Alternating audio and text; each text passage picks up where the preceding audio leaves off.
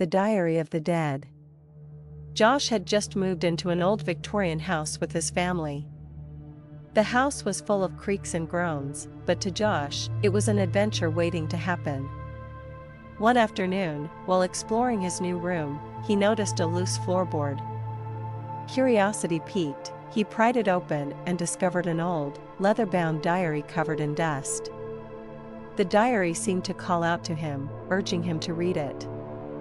He opened it to find neat, flowing handwriting that belonged to a girl named Sarah who had lived there decades ago.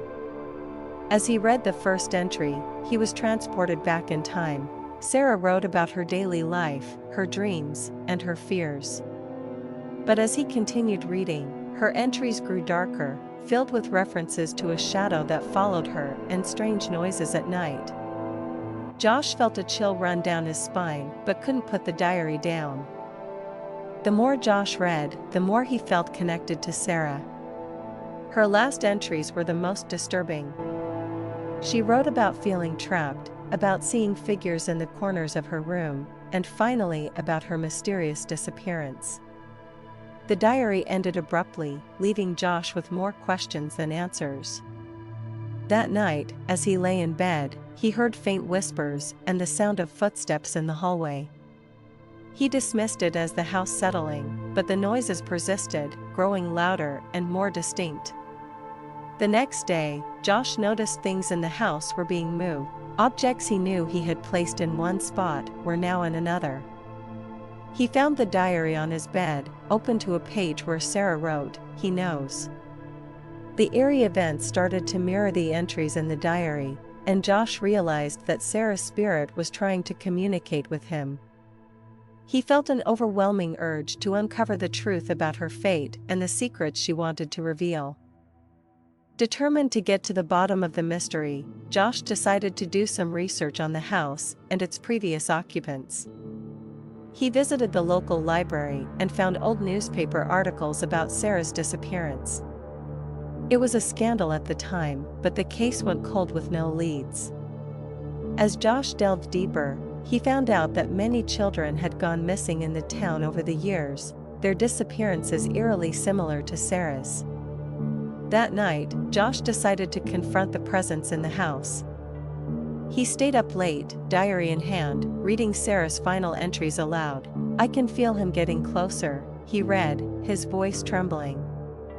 Suddenly, the temperature in the room dropped, and he saw a shadowy figure at the foot of his bed. The figure moved closer, and Josh could see it was a girl in a white dress. "Help me," she whispered, her voice filled with sorrow. Josh knew he had to help her find peace and uncover the truth about the town's dark history. Josh started piecing together the clues Sarah had left in her diary. She had mentioned a man who visited her house frequently, someone her parents trusted. Josh found an old photo in the attic, and his blood ran cold when he recognized the man as his own great-grandfather. He realized that his family had a connection to Sarah's disappearance and the other missing children. His great-grandfather had been a respected figure in the town, but it seemed he had a dark, hidden side. As Josh continued his investigation, he found more disturbing evidence. Old letters and documents revealed that his great-grandfather had been involved in some sort of cult that believed in sacrificing children to gain eternal life. The realization was horrifying, and Josh felt a deep sense of dread knowing his family's dark past. He knew he had to expose the truth and put an end to the cycle of evil that had plagued the town for decades. Josh decided to confront his parents with his findings. At first, they were skeptical, dismissing his claims as overactive imagination. But as he showed them the diary, the letters, and the photographs, they couldn't deny the evidence. His parents were shocked and horrified by the revelations.